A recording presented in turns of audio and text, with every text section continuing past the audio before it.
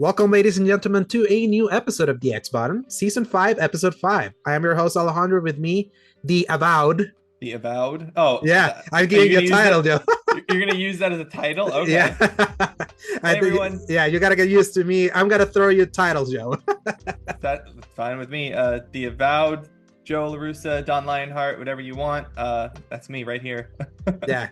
Yeah, How's everyone doing? emerging from his cave as he is like continuing reviewing a game that he can't talk about Nope. until next week.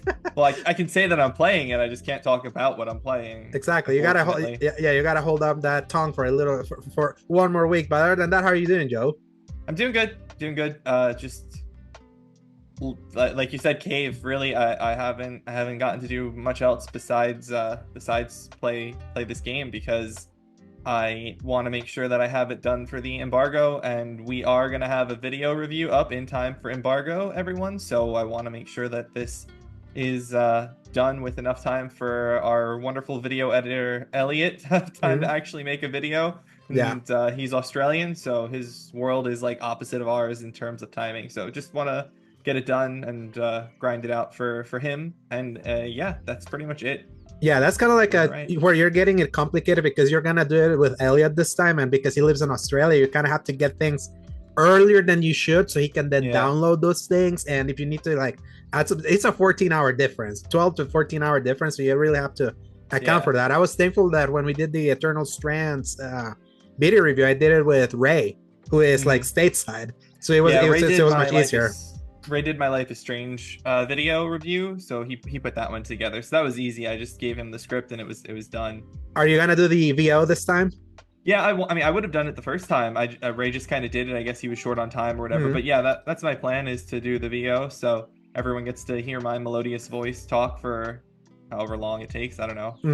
Yeah, I'm very excited. Yeah, Yeah. I'm really excited to see that next week because like when we record next week, like the embargo will be up, so you'll be able to talk about this game. So Yeah, I look uh, forward to being able to share my thoughts on it with everyone because it is really like my first big embargoed game. It's the mhm. first game that it's not my first game I've had under embargo because that was Aura History Untold, but that, Yeah, tiny strategy game still yeah. Xbox published, so it was, big publishing in that regard. But yeah, this is a big one. It's Obsidian. It's as Mhm. as Lord Cognito would say, it's the Black Rock, The it's Black the, Rock, you and it's know, the literal Black Rock of the Microsoft Game Studios family, the one that's yeah. been consistently delivering. So I'm hopeful. Yeah. Not that I'm breaking any embargo here because you haven't really told me much because I've been Huh. saying just hold it because I want to have this conversation whenever we can. But I'm Yeah, I really mean the hopeful hope just the based on hope is a Obsidian. good I think the hope is understandable because of Mhm. their track record for sure. They've definitely been the most reliable studio over the last few years since they were bought by Microsoft and Xbox. And even their pre-Xbox track record, Avowed is set in the Pillars universe. I love Pillars, so Mhm. that's I'll just, definitely say more about that later. But yeah, I'm really yeah. excited for us to have that conversation. Yeah, And me too. we're figuring out how we're gonna like tackle it as a show, like for next week, because the stars are kind of aligning in a way. So we'll see how like if Yep. time and availability allows it, you may see like some special things. But regardless, you'll get to hear more about Joe's thoughts and about next week. But until then, this is just a reminder that this is the X Bottom Podcast, our gaming podcast that posts every Fridays from 10 a.m. onwards, God willing. Available on the YouTube channel Escape Gaming as well as most audio services around the world, Apple Podcasts, Spotify, and the like. You can find links in the RSS feed at tinyurl.com/escape gaming. If you enjoy our show, give us a like and subscribe. And yeah, just housekeeping, you can go check my Eternal Strands review over at seasongaming.com and you'll be able to check on Joe's review around this time next week. You can also check my recent piece on Season Gaming about Dragon Age and the death of Dragon Age and why it's not entirely EA's fault. I know that I kind of talked about this a little bit last week and Yeah. mentioned that I was going to write something, and I really, You took you what asked you me, said. You took what you said here in the show, and then you formed it into an article that went live yeah, I almost mean, immediately after. you asked me before, like, what have I been doing, how I've been doing besides playing Avowed and everything. It's like, oh, Uh-huh. I just had these extreme thoughts that had to be written down and posted into an article. Mm-hmm. But yeah, check out that piece, that opinion piece from me. I think that I make a pretty good case for why that it is Mm-hmm. EA who does end up making the final decisions about things, but just because EA makes the final decision doesn't mean that the studio, as much as we love the devs and we want to support them, they can make mistakes and they can do things that don't make sense and cause their own problems. And I think that maybe to some extent what happened when it comes to BioWare with Dragon Age specifically. So yeah, check that article out on Season Gaming. Pretty proud of it. I think Alex called it my best piece of writing yet, so I'll take that as pretty high praise from the Yes. effusive writer that is Mr. Segovia. So Yeah, no, I was legit because I was kind of riveted knowing that I had heard those thoughts like in the show like last week, and then seeing kind of like how it cohered into that kind of like article. I really like that because like it felt strong, like it felt strong. It felt like a well defined for it what it needed to be. I don't know how much Elu, our editor, kind of like nipped and tucked there, but yeah, it felt like not much, honestly. Yeah. I always go back and I check the edits just to see a couple phrasing changes, and we have some disagreements on where hyphens go in certain things. I don't believe you would want to hyphenate single player and multiplayer. I know. I don't believe you would hyphenate cutscenes like our fearless leader, editor in chief Ains likes to do, Mr. Yeah, Bowden. But yeah, it's more or less exactly what I wrote with some minor edits to the structure in certain areas. So yeah, no, that's my thoughts, and I think it was an important piece to write because I really get tired of seeing people, champion and defend bad decision making on the part of people just because they're not the ones in power. Because the ones in power definitely can make bad decisions. They do it all the time. But the people that aren't in power also can make very bad decisions that lead to bad consequences. And that's a shame. And that is a shame. But that's it for things to check out on my end. Yeah, sweet. And because you have not been playing much, it's my normal Genshin and MLB a little bit here and there, plus Avowed. So nothing new for me on those. Yeah, because and for me, what I've been playing, not much difference. Like the only one game that I didn't play this past week was Dynasty Warriors Origins that I was playing kind of like last week. I kind of fell into that deep rabbit hole of just continuing to play Rise of the Ronin with a little Ninja Gaiden 2 Black to the side, that I'm just kind of like enjoying the catharsis of just playing something very action heavy while going back to Ronin. I kind of Has the Ronin risen yet? It's risen many times and fallen. So Rise of the Ronin is a really interesting game. I was kind of talking. Are you liking it more though? Has it grown on you? No, and that's the thing. Like I was talking with Paul about this last Saturday, just in a private DM that I have with him. That Rise of the Ronin is really interesting in that as a game, I probably like it more than Ghost of Tsushima because I much prefer the way Team Ninja does gameplay. Like they're gamey ass games. And they're like exaggerated, they're like very mechanically heavy and mechanically complex in a way that Ghost of Tsushima wasn't mechanically complex. That was more about being more simple and keeping kind of like the Kurosawa kind of going throughout. Like it was very presentation heavy. Not saying that Ghost of Tsushima wasn't fun, but I just kind of like prefer a gamier game, and that's kind of like what Rise of the Ronin is giving me. And I like that it's a deeper kind of like more RPG style game than even Ghost of Tsushima. Like Tsushima definitely has that slow, deliberate pace of your moves more than an action kind of game. In this one, no, like you can like drop into like the Ezio style like flying machine at will at any point where you're riding. Like you can fly around with your grappling hook. Like when you're like fighting with enemies, you see like super exaggerated things like enemies that turn their swords into fire and do like insane whips. It's like it's almost anime-esque, but it's not anime. That's kind of what's funny. And it also has a more interesting time period for me compared to like the much older kind of like era of Tsushima with the Mongolian Empire and all that. So kind of like you see a lot of weaponry, modern, and you see a lot of modern characters. Like even it's the Bakumatsu period. It's like just before the full opening of Japan into like the modern world. So that would make sense. Yeah, so that's the thing that I feel like it's more appealing for me with Rise of the Ronin. However, I'm in that position where I couldn't recommend Rise of the Ronin more than Ghost of Tsushima to many people, because though I loved its combat, it's definitely more hardcore, and it's also a visually weaker game than Ghost of Tsushima. Ghost of Tsushima, it's a stunning, picturesque world that is like may not be the most realistic, but the visual punch of the way it does color and things like that were always made for the prettiest screenshots that you can get. Or just kind of like just soaking it in. There's pretty moments in Rise of the Ronin, but It also uses Team Ninja's engine that looks a little aged when it comes to like character models and some of the stability of the frame rate and some of the texture work that happens. And however, I would say the PS5 Pro update of Rise of the Ronin is actually pretty impressive in Oh, comparison to like cool. on base PS5. This game was really rough visually, and it's funny enough because on base PS5, their previous game, Wolong Fallen Dynasty, I tried, and I always said, "Oh yeah, Wolong, it's a better looking game than Rise of the Ronin because it's like more linear and all that."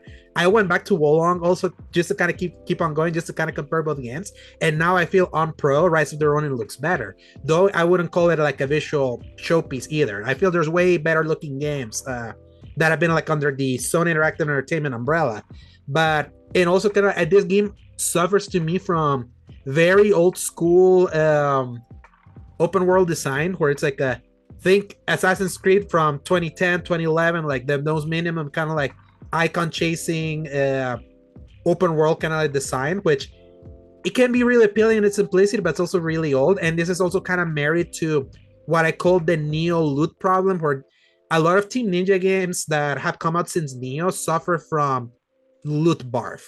Almost everything is I lootable heard this there. one's better though. This one's better than Yes, Neo, right? yes. That's Oh yeah, my Neo. understanding. Yeah, Neo's horrible. Neo Okay. is horrendous And with how better much loot. than Yeah, the Stranger Paradise and all that, right? it's been like slowly like increasing in improvements when it comes to like the loot bar, Okay. but it's still there. So this one at least gives you options to, okay, if you give me blue colored like gear, automatically dismantle it for me, please. Kind of like you can like set up parameters so that it's not overly cluttered, though you will still get a lot of loot. Sometimes it's so much that then sometimes when I go to my inventory, it's like, when did I get this? And then I look at the stats, like, this is even better. Cool. So Yeah. and the thing that I think I mentioned it last week, and the thing I do love about Rise of the Ronin is the fact that you can unlock the moveset of Ryu Hayabusa from Ninja Gaiden Hmm. in this game.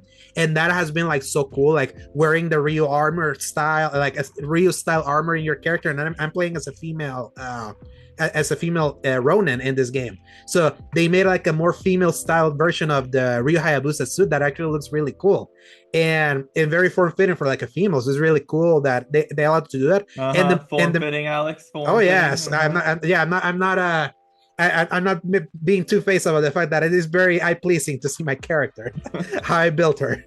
But that's a really cool. But it's this other things that kind of drag it down, and to me probably the thing that drags it out the most is the fact that it just won't end. Tsushima I felt was a meaty enough game, but the only way that game overstood his welcome is if you platinumed it. If you did like a more clean run of that game, it wasn't as draggy as this one. I'm at like 50, 60 hours, and I just started the third and final chapter from what I looked into like a guide. I'm like, gosh, this is still going. Okay. This is a game that I had to let go of my OCD psychosis of open worlds that I like 100%ing everything. This is very checklisty. So it was like, oh, I 100% of the first city. The second one I got to 75%. I was like, I'm gonna burn myself out, and I just need to kind of get this over with now. So I'm kind of like now in that mindset, but it's still pretty good. I would say like if you can find it in a good sale, I'd still recommend Rise of the Ronin, but it's definitely one that where for my personal tilt, I enjoy it more in spots than Ghost of Tsushima, but it has enough drawbacks that I cannot recommend it above Ghost of Tsushima. I am an outlier of thinking Ghost of Tsushima is probably one of Sony's first party's most overglazed first party games. I liked it, but I feel like that game gets so much like hype and praise in a way that I'm like, it's just a Ubisoft game, people. It's like, yes, it's really pretty, but it's like I don't see the immense praise it gets. Like I personally I prefer Horizon over Ghost of Tsushima, but that's more because I like my sci-fi more than I like samurai stuff. Though Right. I do like some samurai stuff, and I felt like what Ghost of Tsushima did was well made. It will be interesting to see how I react to Yote when it comes out later this year with this experience kind of fresh in my mind, and the fact we get AC Shadows in a month and a half now from where we are. Yeah. The previous cycle of AC Shadows has been interesting because I've been seeing praise, and then equally I've been seeing a lot of dissent that came out after like the initial wave of positive previews. Like IGN was like praising it, and then suddenly they put up an op-ed of like the stealth game of this game is pretty disappointing. I'm like, which is it then? Yeah, I mean, different Yes. people. I guess Yeah, that's I part of know. the problem when you have big outlets like that is different Mhm. people have different opinions on it. Yeah, Team Ninja. is extremely prolific in its Yeah. development. I was just checking because I was curious. Team Ninja hasn't skipped a year except for the year of 2018. So Hmm. they've not skipped a year of releasing games since 2002. Yeah. They're They have pretty released prolific. Yeah. at least one game every single year between 2003 and now, except for 2018 when they had nothing.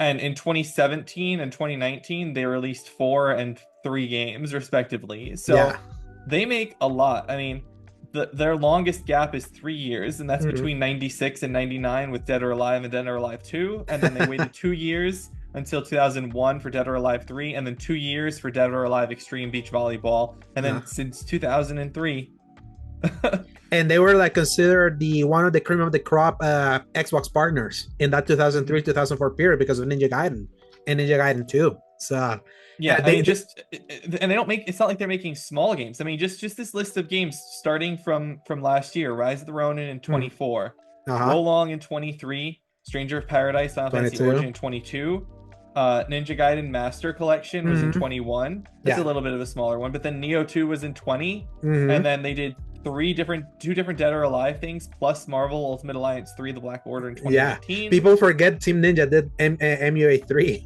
And that Yeah, was a and then really good MUA game. they did the Fire Emblem Warriors game that came out right, before that in 2017. That was Hmm. the only skip right there is the 2019 and 20, and then 2017 was Neo as well. So just very prolific, Yeah. extremely prolific And here. Neo like rose them up in quality again because the thing is that in 2012 they really fell off with Ninja Gaiden 3. Ninja Gaiden 3 because there's two versions of Ninja Gaiden 3. The 2012 version of Ninja Gaiden 3 that came out earlier this year on PS3 and 360 was terrible. It got a 3 out of 10 in IGN just to kind of give you an idea of how bad Ninja Gaiden 3 Yeah. was. That was like the Ninja Gaiden series committing seppuku at that point because it's like you were considered the cream of the crop of the character action based games, and Ninja Gaiden 3 completely shut the bed. And then they released improved version first on Wii U, which was Razor's Edge, and then that got ported over to PS3 and 360. That was better. It made it a good game, but at that point, kind of like the stank of, oh, you fell off from grace really hard here. Kind of like was never escaped, and that's why Ninja Gaiden went on a break until they reemerged with Neo. Because basically, excuse me, just looking at their history here, they did those, and then they also released Dead or Alive 5 that same year. And then they did a bunch of Dead or Alive extra stuff in 2013. And then 2014 was when they did a Yaiba, Ninja Gaiden Z, and Hyrule Warriors. Mm-hmm. And then more Dead or Alive stuff with Dissidia. Then more Dead or Alive. And it wasn't until Neo that they come back to the action games, really, aside from Amuso in Hyrule Warriors. But yeah, that's really exciting that that you're enjoying this game so much, and it's definitely on my list of things that I want to get to at some point. There's just so much going on. Yeah, in that category of best sevens, I feel Rise of the Ronin feels that way. Like feels like that is like the most 7 out of 10 game that just hits the spot right, and I'm really enjoying it. I just kind of wanted to get it over with because now we're getting into that period of actual releases happening, and I don't like also jumping into new games if I'm still kind of like in the mood of something. I know what that does for my enjoyment, so I'm kind of writing it out. So that's why I kept doing that with Ronin. Though for a little bit, I was getting a little fatigued of just playing a bunch of Romance of the Three Kingdoms style like aesthetic. I was like, I need something that's the complete opposite of this. Let me replay Doom 2016, and I played that over 3 days and rebeat the campaign. And that just reminds me that Doom 2016 really is one of the greatest campaign shooters of all time. Like it's so I have forgotten just how funny that game is because it's a game that's very self-aware that it's a Doom game and that it's following up from that old school 1993 and 1994 like Doom and Doom 2, and a lot of that game has been like codified into the codexes that you find on that game. And you see like when you go to hell and you like you find the collectibles of the demons and you kind of hear the stories the demons have created of the Doom Slayer, which is kind of, it went like they managed to get personality to like the most generic protagonist that exists, like the Doom guy and BJ Blazkowicz from Wolfenstein were considered like the most generic. Oh, they're just an avatar for like for your action here. And those games really added a lot of personality. And it's so funny how the Doom guy speaks 0 words, like doesn't say a word, but is so expressive with how he just destroys everything around him in cutscenes and things like that. It is so fun. He's like, it's a very self-serious game where you meet some characters that wax poetic and all that, and he doesn't give a crap. He hears a computer and just like smashes it. And though it's just a really funny game in that way. And it's also very rare to play a shooter campaign that is that long, like comparison. Like I remember back then, like I was so used to Call of Duty campaign length, 5 to 6 hours, that you forget. Oh yeah, we used to get shooter campaigns that were like 15 to 20 hours long, and that it's a benefit. And also that if you're just binging playing Doom 2016, that can also be a detriment because the gameplay loop remains the same. It just kind of becomes more difficult, and you have to master the weapon wheel that you're given. Think about it like Ratchet and Clank. You have like a weapon wheel of all your weapons like all the time with you, and you just have to make do with using everything at your disposal. And this was reminded me why I prefer Doom 2016 over Doom Eternal, that I also kind of started about. I haven't finished. Doom 2016, like if you find your favorite weapons and you upgrade them correctly, you can reliably use those weapons often without running out of ammo too often, and finding quick ways to always like refill your ammo. Doom Eternal nerfed guns, like how much bullets you can have for guns, because they want you to constantly being on a gameplay loop that you're using a grenade launcher that you have in your shoulder to kind of weaken them. You use your chainsaw, and when you chainsaw enemies, that's how you recover the your ammo constantly. Like you can use more your chainsaw on Eternal than you could in Doom 2016. That's a little bit more limited, but it's constantly, it feels like it wants you to be in that constant rotation of how to do stuff, on top of throwing you enemies that you have to shoot at them in specific ways to really weaken them and get them. So there's like this robot demon that has like a cannon here that's also in 2016, but you could just shoot him and it would be no problem. But if you really want to succeed here, destroy his cannon, then destroy the two brain sides, so it could be easier to weaken them and destroy them. And it's very like more intricate in what it demands from you, and with the extra speed, it's a more difficult game. But I just prefer like a game that I could create my own gameplay loop. I know what I like, I know, yeah. And so that's kind of why I prefer. But Doom Eternal, the big advantage that it has, it plays and looks so much better. That's the one thing. It's like Eternal is a step forward and a step back in many ways. Like it's a more beautiful game. It's a more cartoonish game also, because there's actually like now many enemies in cutscenes. Like the Doom guy, now you can kind of see him in cutscenes despite not saying a word. It's a way more expansive game with a bigger, more colorful environment, something like that. And Doom 2016 is very monotone. It's your Mars space station and hell, and it's very orange. It looks very orange. So, but it's a pretty orange. The engine this game's run, it's super smooth, and it's crazy how Doom 2016, even to this day, is one of the best looking shooters that I've ever seen, even now. Yeah. But yeah, so that was kind of like my me getting a little bit of like, okay, I need to play something other than a ninja right now. Yeah. So what are you gonna ask? I was gonna say it's funny because I've never played these games, but what you're describing does sound like I would enjoy Doom 2016 more than Doom Eternal, because one of the things that I like about, say, the Horizon franchise, the Horizon Zero Dawn and Forbidden West, is that each robot dinosaur that you fight has weak points and things that you can do, but there's no requirement to attack it the same way each time. Like, I don't like the idea of, oh, you have to destroy this, then you have to destroy this, then you have to do this. Like, that sounds like it would get really old really quick. Whereas in Horizon, that kind of thing, you do have weak points that you want to destroy, but like, if you are in a bad spot and you can't reach the Thunderjaw's disc launcher, then don't destroy the disc launcher. You can destroy something else. There's so many parts that I think it's literally impossible to destroy all of the parts and keep the robot alive long enough to do that. Like, I don't think you can do it in a single robot, destroy every single viable destructible part because of that. And I think that is a better design choice to give you that flexibility that, like, I don't want to attack the disc launcher, or I want to attack the laser this time, or I want to work on my aim, and I can, which is, the laser is a smaller target. Let me aim at the smaller target and get better at shooting the harder thing to hit. So yeah, I do think that the concept of Doom 2016 sounds a little bit more appealing than Doom Eternal does. Yeah, even though it's faster and yeah, and it's so funny. Like, if you remember the developer direct, how they mentioned that Doom, the Dark Ages, is slowing things down. And it feels like they're aiming more to go back to the Doom 2016 side of things, despite the fact that Doom 2016 was also a very fast-moving game. It feels like they're trying to make the Doom guy a little bit slower. I want to see how that goes for that game, but I still want to finish Eternal, because I've only finished Eternal once, and it was back in the pandemic. I always, like, every time that I play Doom Eternal now, it's like so forever seared in my mind that this was the first game that I played during like when we got locked down. during the pandemic in 2020, because I picked this over Animal Crossing, despite that was like the everyone decided to go for Animal Crossing. I was like, I'll play Doom instead because it's more my style. I played neither. I think at that point I was I want to say I was playing Shadow of War. When did it March it launched in March, right? They came out in March or was No, it May? yeah, Shadow of War was No, no, no, 2017. no, no, no.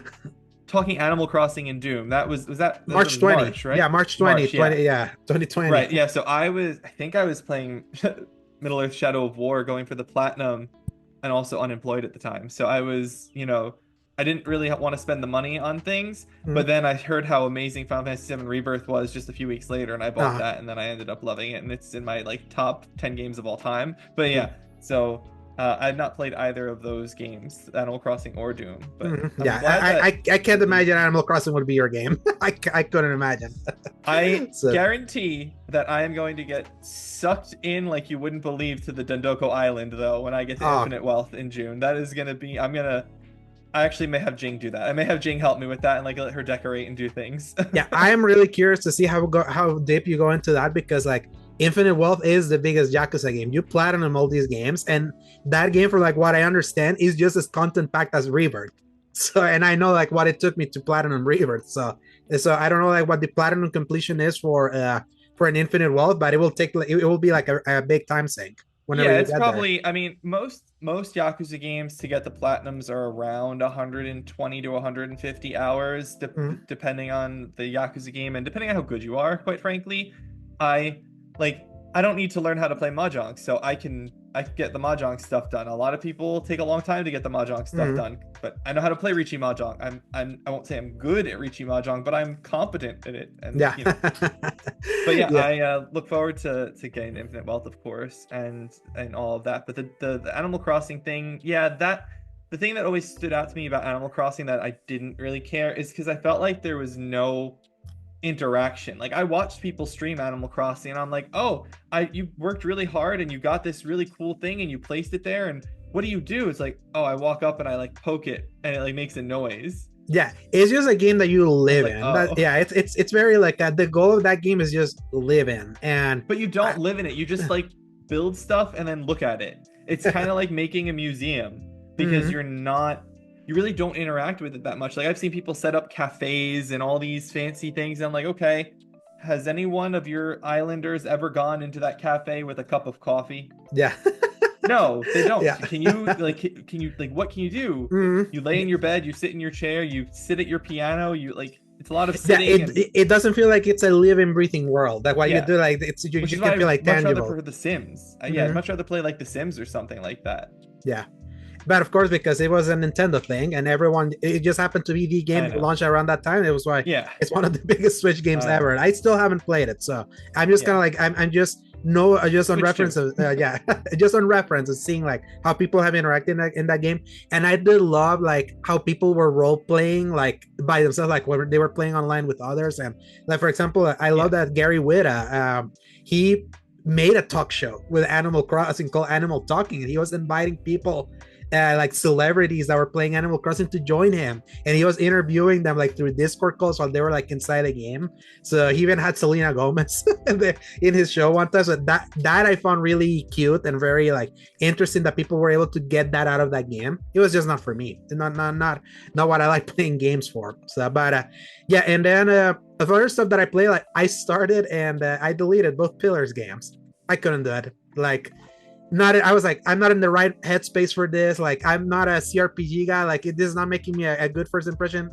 About is coming, I'll get my fill with this universe whenever about comes in, because I much prefer like a first person RPG. And just a few minutes before we started recording, I started Kingdom Come Deliverance 2 and played the initial section, and we'll see. I am trepidatious with what I've seen, with what I played from. You're muted. Did you play the first one? I didn't. I did Okay. briefly, and I was like, "This is too complicated." And It's not going to be any less complicated. yes, though this looks way better. The thing that struck me right now, like just watching a Kingdom Come Deliverance 2, is like, oh, this is a pretty game. holy crap, Yeah. like this was really And pretty. 7 years ago, Kingdom Come Deliverance 1 was gorgeous and it destroyed my PC at the time. I Yeah, barely got it to run. yeah, I remember. I'm just And happy with it because it gave me 19 points in my video game fantasy league, and I had it yes. as my number one pick. I was a little concerned to put it because I knew what the first one had happened, but I had Mhm. faith in Warhorse and in Daniel Vavra and in having money actually behind the games because they made the first game with like no money and the second Mhm. one actually has some money now. And I trusted Lockmort and his Yeah. saying, guys, this is gonna be big, it's gonna be big, and he was right. It wasn't quite the Baldur's Gate 3 big, but it's still. I mean, I think it's probably on the list, but it sold, 1 million copies in a day. Is that on our topics list? It sold 1 million copies in a day. You didn't see that? Yeah, I forgot to put it, but yeah, it was like, man, it already sold 1 million copies. So basically, and that's wild. And that warms my heart that people are hungry for big Western style RPGs and games that are not handholdy at all. Like obviously that can be an acquired taste, but I feel more people want Yeah. that kind of like lived in experience in like their entertainment. That's not just like spoon feeding you.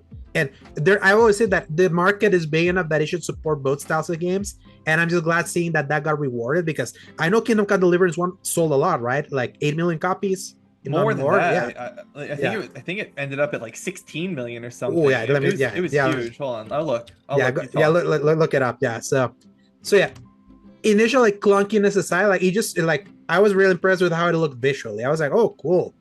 One of these games, like definitely I got more of a visual punch out of this than I did Starfield. Not for sure. So that's a good start for me. But I'm definitely gonna see if I chip away more at it. But I just kind of wanted to see it to just to mention it that I started, but I didn't really want to talk authoritatively about it. I know there's been like some complaints that apparently the beginning is very linear, but other than that, like I'm like, yeah, that's Okay, not a problem it's for me. 8 million. I thought it was I thought it was 16. I mixed something up, but yeah, Yes, 8 million. nice. I nailed Even it. still. That's still a lot for it, especially considering a game that was like kickstarted, right, or something like that was like It was, yeah, we looked self-made. at it last week. Yeah, it was kickstarted. Yeah, that's Yeah, right. so yeah, Yeah, like they just announced 8 million in November. sweet. That's why I knew that number kind of like sounded really familiar. So if that sold 8 million, this already started with 1 million. That's like pretty strong. And I think it's still at an 89 Open Critic. I think because Yeah. I know there was like a mix in the Metacritics because of the splits of the three Yeah, consoles. yeah, 89 Open Critic. Yep, that's Yeah. right. So early front run. I know like a lot of people are saying that this is right now early front runner for Goaty. So I want to see it. And this feels like finally the West counters like the West strikes back after Japan was like striking for an entire Yeah, year. I think it's really just I think what it really is people like RPGs. People have always liked RPGs and they have not always sold amazingly, but the fan base has always been there and they've done everything they can to espouse the greatness of them. And I think that RPGs are just continuing to grow. I don't think you don't need to go into that first person shooter or that Mhm. action heavy game. I think you can do that classic RPG. I mean, again, not to bring up Dragon Age all the time, but Dragon Age Inquisition sold Mhm. 12 million copies over time. That's a lot Mhm. of copies, and it's And just that's a third key. person RPG. Yeah, and that's the key. I feel like RPGs are never the biggest sellers out of the gate, but they're like long tail. Their tails are really long, like Yeah, from because they're Fallout the and best bang for Skyrim. buck you're gonna get over time. And Mhm. they hold their value longer than any other game because you're not worried about the online components being dead. You're not worried about spending a lot of money on a game that's short because they're usually at least, a few tens of few hours long, if not 100 hours long. Mhm. And they are typically entertaining to a vast swath of people because their stories are more broad and what they're talking about instead of the single focused, the narrow-minded story Yeah, of other games that appeal to the public. and they're so reliant of word of mouth and the communities that built from that too. I feel Yeah. Oh that's yeah. why like that's why the Fallout's and the Skyrims have gotten so big. That's how Mass Effect and Dragon Age got so big like back in the day, kind of like those communities that spawn out of And in that the long same tail. reverse, that's how Dragon Age gets hurt by Yeah. having all the negative word of mouth about it, which Yeah, we'll talk about. it is what it Unfortunately, is. we're So, talking. We're gonna talk but about that later. But yeah, that's basically all that I've been playing right now, and we'll see. Like I hope that I can get more into Kingdom Come Deliverance 2 to say something for next week. Though next week we have the thing. We have that big thing. So we'll see where we are. But yeah, that's all I've been playing right now for this Yeah, week. and It's kind of hey, like I may in have between. started. I may have Kingdom Come to talk about too by next week, depending on when I get this Avowed review Mhm. done. For everyone, the Avowed, like I said, I've been playing. Can't talk about it, but the embargo for it is Thursday, on February 13th at 9 a.m. Eastern time. That's when the review will go live. Yeah, so that'll be like 6 a.m. PST and 7 a.m. CST. So No, it's 8 a.m. CST, isn't 8 it? a.m. Yeah, Yeah, and whatever then it was. Yeah, it's 7 a.m. Mountain Time, Mountain MST. time. Yeah, yeah. It's my 7 a.m. basically. So like Your after Mountain yeah, Time? yeah. Like no, I'm Mountain time when daylight savings happens in March. Like Central time like goes ahead of me for an hour. And right now I'm aligned with CST at this point. So that's what Right. Yeah, I always was like. saying, Yeah, yeah. that's what So you're always CST confuses me. right now. Yeah, I'm CST right now. CST as we know it. So Yeah. but another what we've been playing, Joe, because we have quite a few headlines and quick headlines to kind of go through. So Yeah. the first headline that I kind of want to go through, this was announced today. So E3 organizer, the ESA, launches new event called IICon with two I's. So IICon. So That's very ESA like. yep, because they love like their alliteration or the double letters sometimes, or like the split. So the entertainment, it's a story by Chris Scullion from BGC. So the Entertainment Software Association USA has announced the Interactive Innovation Conference, or ICON for short, a quote, thought leader summit designed to connect visionaries, thought leaders, and innovators from across industries to harness the power of interactive entertainment. The conference will take place in Las Vegas between April 27 and 30 next year and already has support from numerous major companies. According to the ESA, the event will be attended by leaders from Nintendo, Microsoft, Sony, Amazon Games, Disney, Electronic Arts, Epic Games, Square Enix, Take-Two Interactive, Ubisoft, and Warner Bros. Games, among others. The ESA says the event will be an opportunity for attendees to gain exclusive access to visionary keynotes, engage in discussions and workshops, and elite networking opportunities with executives shaping the future of entertainment, business, and technology. As well as video game companies, the aim is to also include representatives from other industries such as film, TV, music, sports, healthcare, education, and finance in an attempt to find ways for interactive media and these other sectors to converge. The Entertainment Software Association and its members companies are among the innovators and leaders shaping the future of culture, business, and human connection. ESA chairman of the board, Doug Bowser, said in a statement. It's a natural role for ESA to host and support an event that fosters an open exchange of new ideas with our peer industry leaders. ICON is bringing together change makers from across industries to envision how the strengths of the interactive entertainment industry can break entirely new ground. While the ESA previously organized E3 every year, ICON doesn't appear to be an attempt to replace it.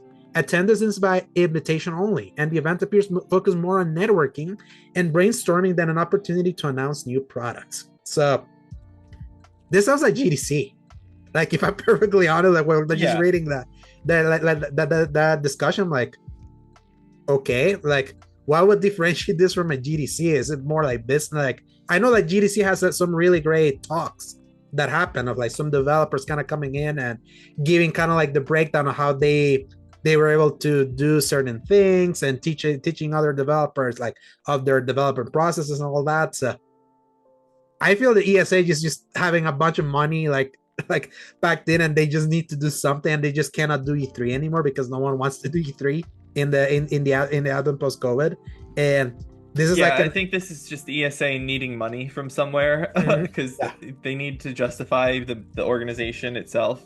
And I'm sure that they're not like doing this for free. I'm sure that people, they have to pay to be a part of it and all of that. So I find it interesting that they've got pretty much everyone on board. Like Sony broke up with the ESA like back in 2018, and they have not been like done anything with them since like they dropped out of E3, and a lot of people blame Sony dropping out of E3 as kind of like that was the domino, the small domino that led to the event's death in 2020 and then ultimately in 2023.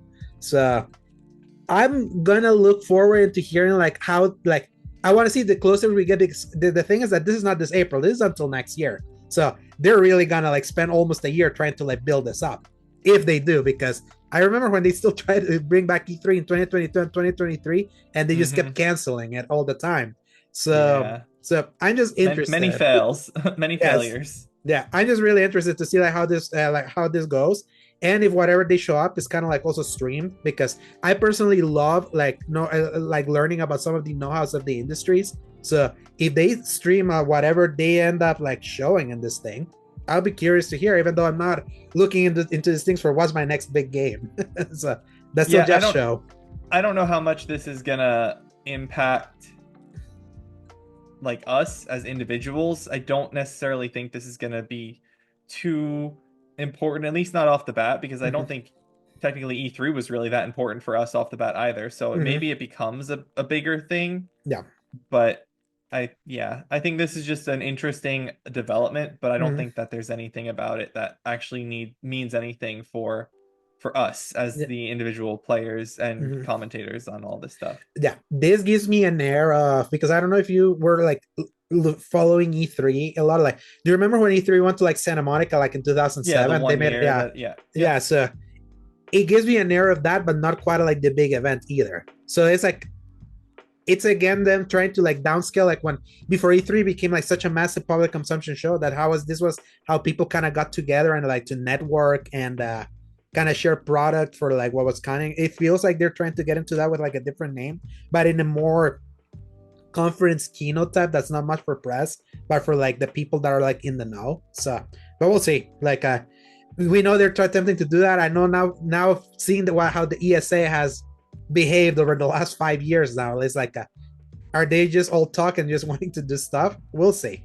So, Yeah, uh, it's again they need to justify their existence in some way, shape, or form. You know, they're technically more of a group designed to be a lobbying organization, but mhm, there hasn't really been a lot of anti-video game things to be concerned about ever since Brown versus ESA, mhm, came down in like what 2008 or whenever that came out from the mhm. Supreme Court. So their purpose is kind of dying a little bit, and they kind of just want to remain relevant in some ways, I think. And they should, because it's good to have all of the players in an industry have a forum to talk Mhm. Oh and yes, hosted by a neutral party. So we'll yeah, see.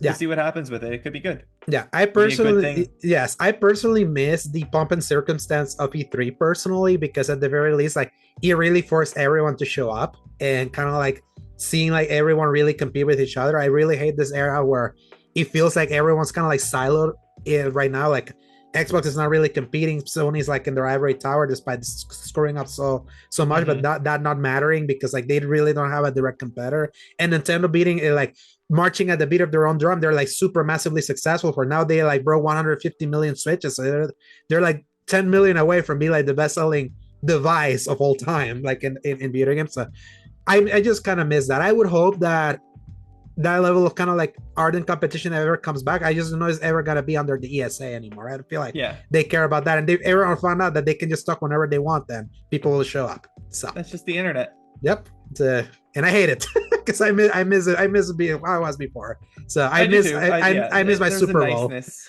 Yeah. There's a niceness to the collective. It's done all at once. Mhm. I Yeah. miss taking the first week of June off.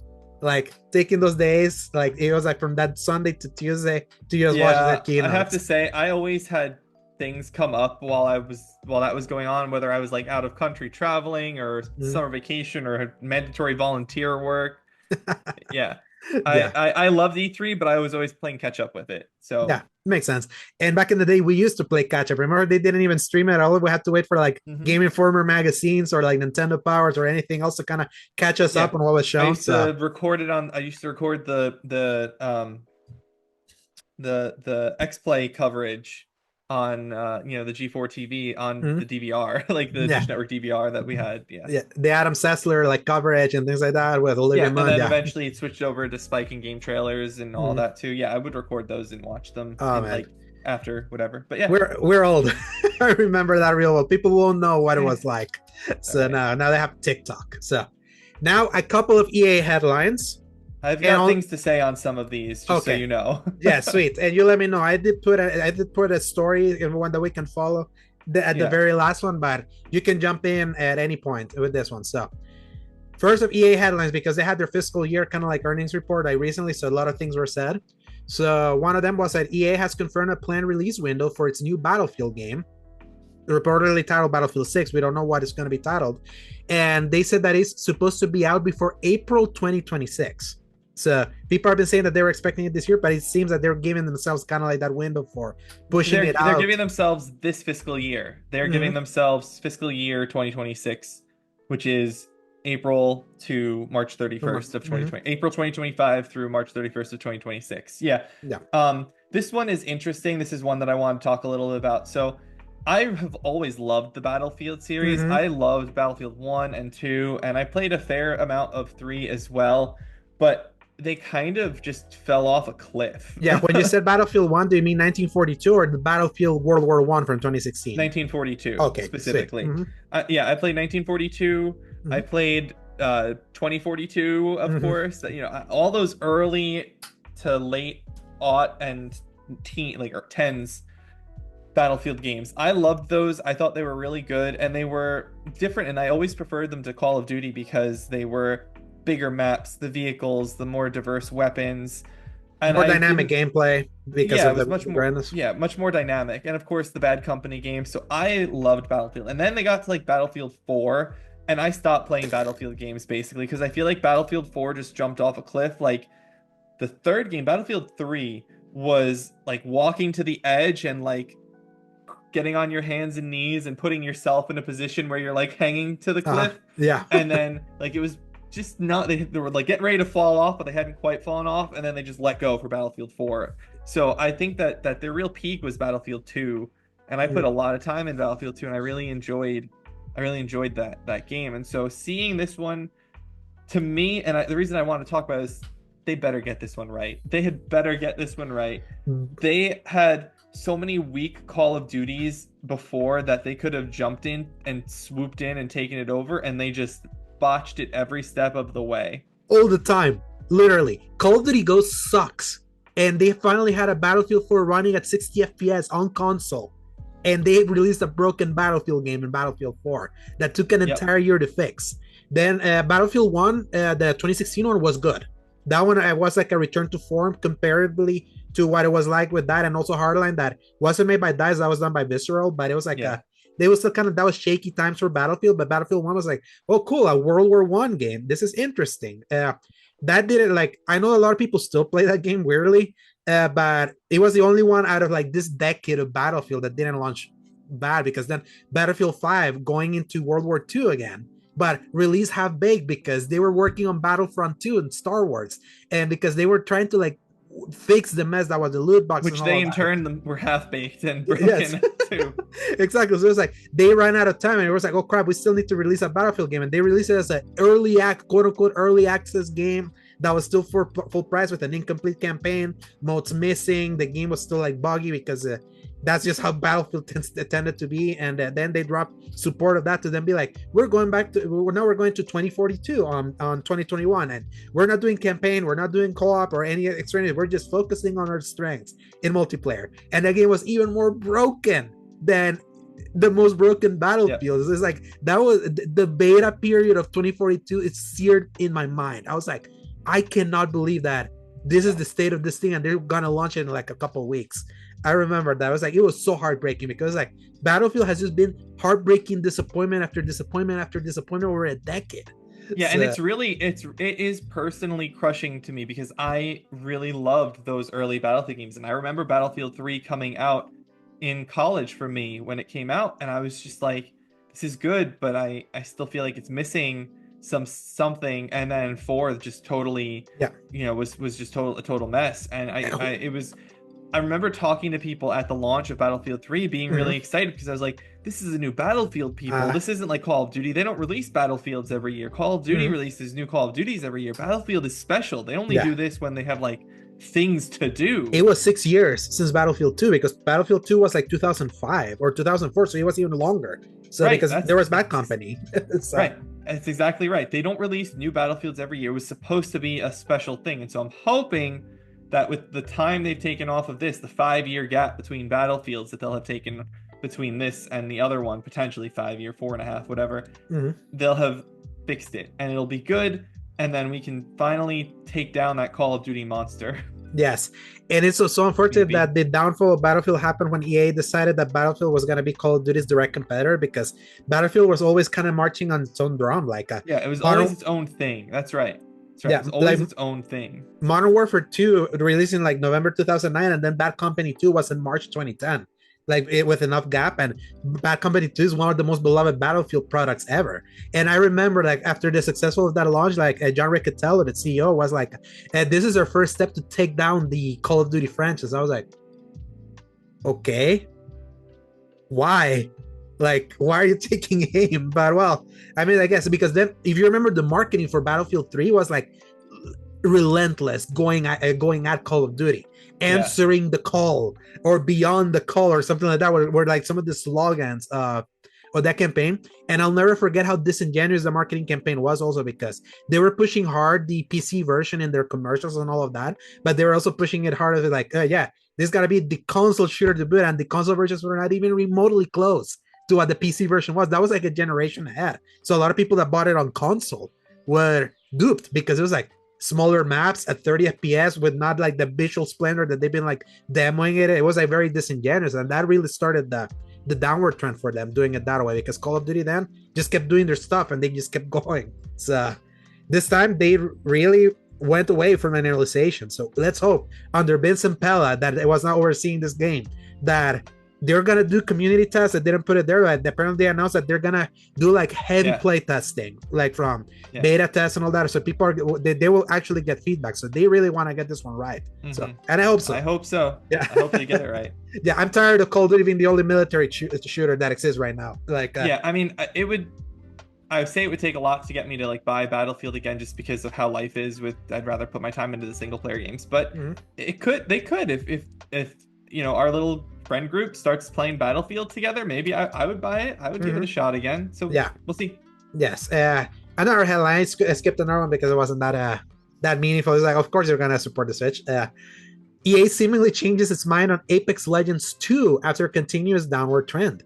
We need a more meaningful update, said Andrew Wilson, their CEO. So apparently, like, they had mentioned back in like October that it was like, okay, yeah, there's like a downward trend, but we're having a stronger seasonal update pretty soon. That's supposed to be like a big thing. And then that seasonal update for Apex Legends didn't happen. And now apparently they're like not really considering that, they are seeing that the line is not improving anymore. It's like Apex Legends already, it's a 6-year-old game now. That's wild to think about. That was like February 2019 when they shadow dropped that thing, and it was like so big at that time, and it just existed. That's the weird thing about Apex. It's like it's been a very successful like live service, like battle royale shooter for them, and you never hear about it. I don't know, like you never see it like constantly in the news. I only hear about Apex whenever I know it's great. I love it. I love it. I love that they have a thing. It's in the background. People enjoy it, and we don't have to hear about it all the time. I like playing Fortnite sometimes, but it's just in the news too much. I don't care about the news about that. These things. Oh yes. So, but it's funny seeing that they're probably not considering like maybe a new game is like what they need, because they need like a more meaningful update. I don't know what that looks like. I will still be salty that Titanfall died for Apex Legends. Like Titanfall was so good, and I like Titanfall. I played 1 and 2. Yes, and where do you play 1 on PC? Yeah, yes, because you didn't have an Xbox. So. I had the 360. I could have played it on. Yes, that's right. Because what's Bluepoint did the 360 port. I remember that now. Yep. That came a little later than the Xbox One port. Yeah, I played it on PC, and that was 2014, right? So my PC was new at the time. So my PC was like 2012 build or 2013 build. Yeah. So it was still pretty new, and it could handle it. It was good. I enjoyed it a fair amount. Titanfall was the thing that sold me an Xbox One. That and Sunset Overdrive. No shooters ever sold me a box before, I don't think. Yeah, it was that and Sunset Overdrive. Sunset Overdrive was like the final, like, okay, a new Insomniac game. I love Insomniac. This is actually really good. Sad. So it makes me very sad I've never played Sunset Overdrive. That is one of my regrets, that they really need to put that on PC. It is on PC. Titanfall 2 it is on PC. PS5. It is on PC. Sunset Overdrive is now? Yeah, no, it's been on PC for a while. Like my brother played it on PC. So yes. I don't remember hearing that. Oh well, I'll get to it someday. Yeah, it was like it wasn't the simultaneous launch that it is now, like with Xbox and PC. Like that PC version eventually came, but it is on PC. So give it a shot, especially since you love Spider-Man. So Yeah.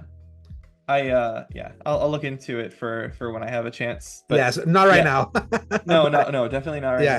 now.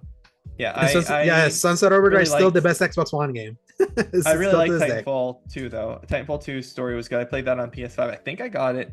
I either got it really cheap or it was like a PS Plus game at some point. I don't You remember. probably got it cheap because they sell that thing for like $2 to $5 very Yeah. often. So, and that's one that I actually reinstalled because I kind of want to platinum it. I just need to beat it on master difficulty. So, and it's been a while since I played like a shooter of that type, like in really hard difficulty. So, but I kind of want it. I'm kind of on the platinum kick of things that I think I could do. But another headline from EA: EA acquires Realism Tech Trebak Technologies, a leader in advanced sports optical tracking and analysis solutions for EA Sports FC series. It's interesting they mentioned that because this also came in the same fiscal report where they were mentioning that FC 25 like underperformed compared to what they were expecting, and they kind of like explain. I was kind of reading just real quick, like what was their explanation for why FC 25 underperformed is because people didn't want to move from FC 24. It's like it's so funny. It's so funny to think about that, right? Because yeah, we're talking about it with MLB. Like some people are like, no, just stay with the old one. Like there's not many meaningful changes. So I really want to see what this does for the technology because I know that the FC games have literally been like FIFA 23 again and again and again. It feels like it's just that same game from what my brother was telling me. So will this be the thing that changes it? Who knows? So Yeah, I haven't played this year's one, and I played last year's, and last year's was fine. Like I played two of them, and they were always fine. I think that there's just something weird about how they control in general, like trying to switch your players. I feel like it never knows what player I want to go to or sends the ball in the right direction. But I enjoyed the one from last year well enough. I played it a fair amount with my friend online, and I definitely put a lot of time into it. It was one of my most played games last year just because I was really into it for that year, but I didn't pick it up this year. yeah. I do want to say Titanfall 2 was on PlayStation Plus in like November of 2019 or December of 2019. Oh, okay, cool. So. Yeah, I didn't know like if it was so that would make sense how you would have got it. It also has been like on sale pretty steeply, like very often too. So it could have been one of those like things. So thank you for that. And the final headline, this is definitely because again, like every episode, it has to be kind of like we have to talk about this now on Ice franchise. I'd probably like quit. Former Dragon Age leads react to EA's suggestion the Veilguard should have been a live service. We're going to you're a gamer for this one. So former Dragon Age lead developers have reacted to the suggestion by publisher EA that the series' most recent entry would have sold better as a live service game. This week, EA boss Andrew Wilson said players increasingly seek shared world features and deeper engagement, while the company's chief financial officer bluntly claimed that Dragon Age The Veilguard underperformed, icing the competitive dynamics of the single-player RPG market. The remarks raised eyebrows among fans, not least because Dragon Age The Veilguard previously pivoted to being a live service game midway through its development, only for EA to see sense and reverted back after BioWare's actual live service effort Anthem was a flop. Look, I'm not a fancy CEO guy. Former Dragon Age creative director Mike Ladler wrote on social media. But as someone said to me, the key to this successful single-player IP success is to make it a purely multiplayer game. No, not a spin-off. Fundamentally change the DNA of what people love about the core game. To me, I'd probably like quit that job or something. Ladler worked on the Dragon Age series from its creation and was set to serve as director on what became Dragon Age The Veilguard up until its live service pivot. This is when Joplin went to Morrison, right? Like from what we talked to them. It was at this point that Laidlaw did indeed quit BioWare after more than 15 years to go elsewhere. Just thinking out loud, of course, Laidlaw continued. It would be silly enough to demand something like that. Twice. Fellow BioWare veteran David Gator also chipped in, offering his perspective after having served as lead writer on the series up until The Veilguard. If I really dig into my empathy, I can see the thinking here, Gator wrote on social media. Like, let's say you don't actually know much about games. You're in a big office with a bunch of other execs who also don't know much about games. What are they all saying? Live games do big numbers. Action games are hot. My advice to EA, not that they care, you have an IP that a lot of people love deeply. At its height, it sold well enough to make you happy, right? Look at what it did best at the point where it sold the most. Follow Baldur's Gate 3 studio Larian's lead and double down on that. The audience is still there and waiting. Heart emoji. And Layla wound up funding its own indie studio and has just released a single-player RPG, Eternal Strands. So, I know that there's been a lot of headlines. This one created big headlines this week that even our fellow friend Hogue Law was kind of like debating Yeah. about like kind of like the effectiveness of like this headline suggesting that. Like I read the quote and I feel he's suggesting like I read the Andrew Wilson quote, and the way like he worded it, it made it seem like he was saying, yeah, we think that this didn't sell because players want like that deeper that share world connection that's inherent of live service games. So what Okay. say you? So I read this article from a different article did something Mhm. very similar to this, and I don't remember who it was, so I won't call anyone out specifically, but I really didn't like this article's phrasing because it commented on Mike Laidlaw's comments and then said maybe don't say something like that after a bunch of people just got laid off or something like that. And I'm Mhm. like, you idiots.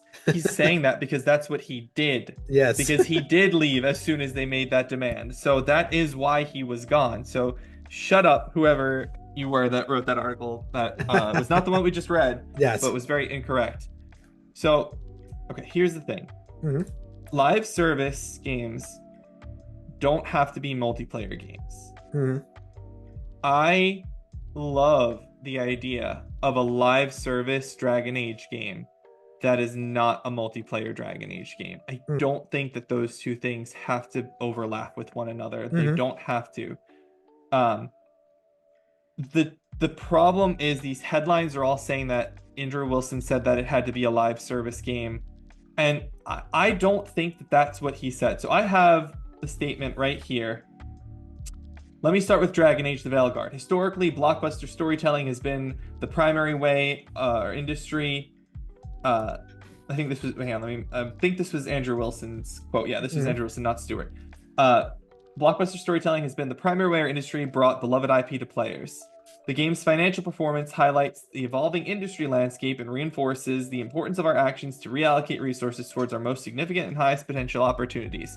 So, okay, that means that they need to make sure that they're giving money to things that have a chance to make a lot of money back. Fair enough. Mhm. Understood. That works. Our blockbuster storytelling strategy is built on 3 strategic objectives. First, create an authentic story and experience for the core audience. Second, build innovative, groundbreaking features. And third, emphasize high-quality launches across both PC and console. In order to reach beyond our core audience, the games need to directly connect to the evolving demands of players who increasingly seek shared world features and deeper engagement alongside high-quality narratives in this beloved category. Now, Yeah. that sentence does not imply a live service. What it implies is a game that has a level of connectivity to the rest of the populace, but doesn't necessarily have to be the live service. But what's Doesn't funny need is that it describes live service. That's the irony. You can read it it that does. way too. Yes, because that's what live services typically are. Mhm. And whatever the case may be about what a live service typically is, there are other ways that you can go about it. I think that so one of the people I follow on Twitter, Game Over 30, he Mhm. comments on financial reports a lot. I don't know if you follow him or not, Yeah. Alex, but Yeah, he's the he one that Hulk quoted like about yeah, this. he So did. Yeah, and I looked through his quote, and one of the things that he says is EA is telling investors that the single player RPG landscape has evolved. It has evolved. They don't believe Dragon Age has met the needs of that audience, especially in the competitive market. And then he says, I get the sense that Wilson is looking at what Baldur's Gate 3 was able to do in the market and comparing that to Dragon Age. And Mhm. the problem is not that Dragon Age should have been a live service, it's that Dragon Age didn't do enough of what Baldur's Gate 3 did, which was energize the community, make people feel a part of it. Mhm. What did people like about Baldur's Gate 3? Because Baldur's Gate 3 has a multiplayer component, but that's like a minimal aspect of it. Most people aren't playing Baldur's Gate 3 multiplayer. So what did it A do? lot of people love playing it that way because of the D&D thing. Because that's like the Right, way to play a D&D game, like with right. a But group. how did it spread? How did Baldur's Gate spread? Word of mouth. Word of mouth. And what about the word of mouth? What were people talking about? Their decisions, how like their dice Decisions, rolls, how their dice bear roll like sex scenes, yes. crazy things that could happen in the game. Exactly. Those Mhm. 3 kinds of things are what people were talking about. Mhm. And because of that, this game spread and spread and spread. And right here in this list, Andrew Wilson gives create authentic story and experience for the core audience, build innovative and groundbreaking features, and emphasize high quality launches. Mhm. High quality launch, yeah. hardly any bugs, excellent running game, really high The most polished Bioware game ever made. And that's Absolutely. objective. Yeah. Absolutely.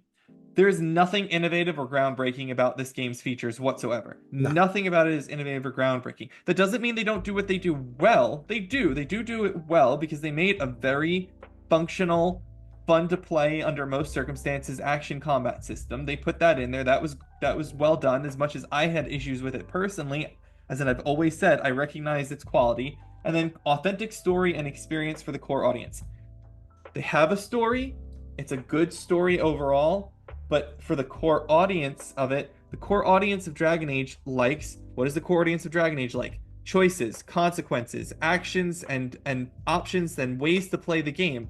And all you had in Dragon Age, as I wrote in my article, was this very positive through line through the whole thing where every character sounded like they were Mm-hmm. the same personality. Even if they had different interests and hobbies, their actual personalities were all upbeat and chipper. Mm-hmm.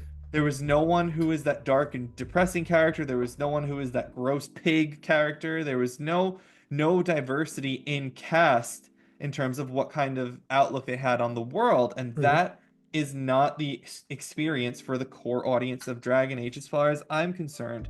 Unless you're specifically talking about, as I wrote in my article, the lore Mm-hmm. nerds. If you're talking to lore nerds are going to love this game. That's part of the reason I gave it such a high score, is because I love the lore, and I think as a lore story, it's amazing.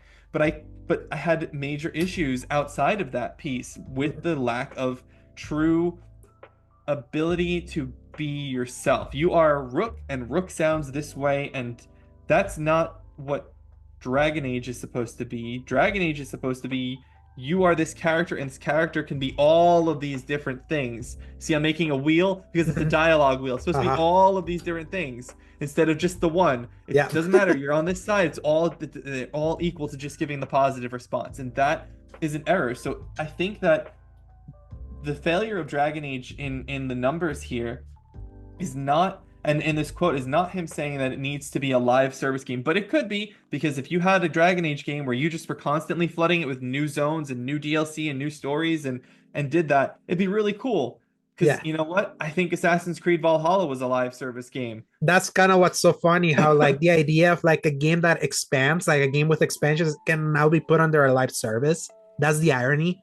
Like the live service kind of like umbrella is like so broad. I've talked with this about Travis, like how like a lot of people, he feels like live service is really kind of like, obviously it's become a dirty word, but it's so funny how much it has encompassed like what people think about a game that constantly evolves beyond its like initial launch. Mm-hmm. Like beyond its initial like we've had Bioware games with expansions. That's not new.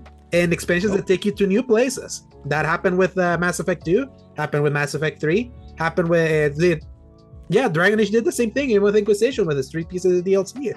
So it is funny. Yes, that's exactly it. Is if Dragon Age Inquisition had come out like 2 years later or 3 years later, you would probably have had a Dragon Age game that just received updates for years. Mm-hmm. Because it was that kind of game. You could very easily, Dragon Age Inquisition's first DLC, The Jaws of Hakon, literally just opened up. It's just a new zone. Just boom. Here's a new zone with a new story and new awesome stuff going on. You could have just dropped in the new zones over and over again. That game was designed for it. It had a giant map with plenty of areas unexplored. You could have just kept dropping in new zones. And I think if it had been released in this era, it probably would have had something similar to that. The same way that Assassin's Creed Valhalla just dropped in Ireland. They just dropped in Paris. There are ways to do a live service game that don't involve turning it multiplayer. And I don't believe that EA would try to turn it multiplayer because they already learned it shouldn't have been multiplayer. Yeah. I think they learned that lesson. I think they were right about that. And I don't think they regret that. I think what they regret is letting it become what it became instead of, this tiny, self-contained one-off kind of story. So that's all I have to say on it. I don't want to take too long. No. And that always happens when it comes to Dragon Age. I feel we're now at the point where we gotta redefine what live service means at this point, because it feels like I feel a lot of people when they think of live service, they think of a game where they see other player controlled characters running around with their name and interact, and they get together on missions, and there's loot, and there's a loot system and blah blah blah, because like that's what Destiny taught them, that's what Anthem was. So it's kind of like it's very easy to like understand it, considering like EA was that company that went down that live service rabbit hole of wanting to make a lot of these games kind of fit into that mold, and that didn't work. It's why like, and the success of Jedi Fallen Order was the catalyst of them be like, no, it's like we have found success here, let's allow them to do single player stuff. If there's one thing that I have always hated about EA is that I feel like I'm Biff Tannen from Back to the Future Part 2 all the time. How I see how they realize the error of their ways, go a little bit like a core player's route of like, oh look, single player stuff, Dead Space, Mirror's Edge, and things like that. And then they always pivot. It's like now we're tacking on multiplayer into everything, including like Dead Space and things like that. And then like they become like, oh yes, we want to go back to like the core game, or here's the Yarny game, Unravel, whatever that was called, and here's we're doing a sequel to Mirror's Edge with Catalyst and all that. And there's like, oh no, we need multiplayer stuff, because and the pivot to the live service multiplayer stuff, because obviously Destiny was big and all that. I feel like I'm always in that constant like circle, and we're back kind of like we went back into kind of that cycle with them, that I just don't trust this company, because they like follow. I feel like they like following the dollar signs and like to pivot at specific points. That the only time it's paid off is Apex Legends. Exactly, yeah, the only time, and that one was something that Respawn kind of just came up with randomly. Yeah. That they allowed to just I actually like the shooting in Apex more than I like Fortnite. I just the buddy I play with liked Fortnite more, so we stuck with Fortnite. And the thing is that Fortnite has improved the shooting, because I hated Fortnite shooting back in like 2018, 2019. They took strides to actually improve the basic playability of Fortnite. That I don't mind just spending time with Fortnite, because that's what I play with my sister and her boyfriend. But that was the thing that I love about Apex Legends, was like, finally one of these live service, kind of not live service, because that was a battle royale game with shooting this good. Finally, that was kind of like my thought. And then they kind of like screwed up kind of like the monetization like ongoing in that year. That's kind of why I dropped it. But it to me, it's just so funny. And it's so funny how, because live service is so intrinsically tied to the specific keywords that Andrew Wilson mentioned, it's so easy to everyone to like infer, knowing the company EA is, that's kind of like what it was meaning, that oh yeah, that they could read it as, oh, so it would have been better if it had just been the thing that you told them, oh yeah, walk that back. Anyway, so it's like, it's so funny to read it that way. It's because it's easy to hate on EA because of that. It is, and that's part of why I wrote the article in the first place, because EA gave BioWare plenty of rope, and they gave them just enough rope to hang themselves with, because rather than take the classic Dragon Age genre of RPG/action RPG, they said, we're gonna go full bore into action with the tiniest RPG elements that you could imagine, and really try to fit this modern audience appeal. And that's not what was necessary, because we talked earlier, Kingdom Come Deliverance, 2 million copies, or 1 million copies sold in a day for the second game for Kingdom Come Deliverance 2. Baldur's Gate 3, millions upon millions of copies sold. I mean, just like, you're seeing these examples of games that are a metaphor, 1 million copies sold. Like, you're seeing these things, and it's just crazy. It's just crazy to me that they don't. They didn't get it. They just didn't get it. And I understand that they were afraid, and they were trying their best, and not all these games hadn't come out yet, and so they didn't really know what was going on. But just stick to your roots and stick to what you know, and slightly evolve and slightly change and pivot a little bit and readjust and tweak and refine. But they just chose not to do that. Which is sad.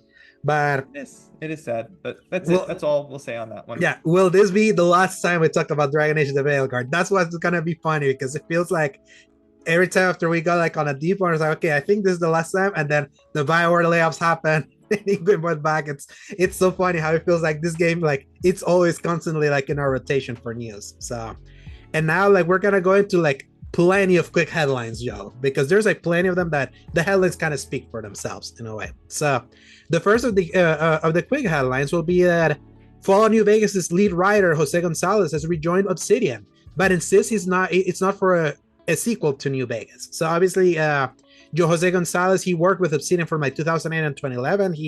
He wrote what's considered the most beloved Fallout game, and then he went to become the narrative writer and director for both Horizon Zero Dawn and Forbidden West.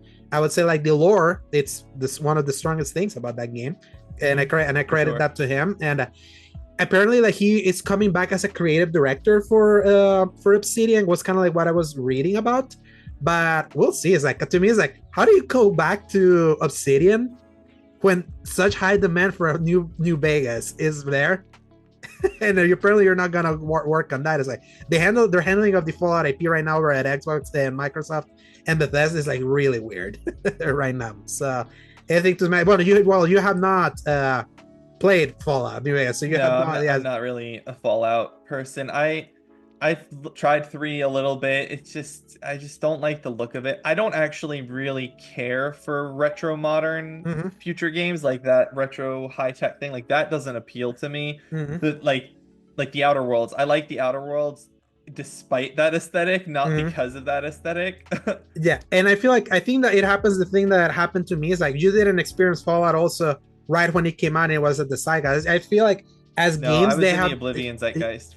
Yeah, I feel like those games, like the Fallout games, have not aged as well for anyone that didn't like experience the Zeitgeist that way. And I feel like a game like Fallout 4 was like an easy entry point for like if someone wanted to get into Fallout right now, like in a modern way, in a way that wasn't too like obtuse. It's like, oh yeah, the shooting in New Vegas in 3 really sucks.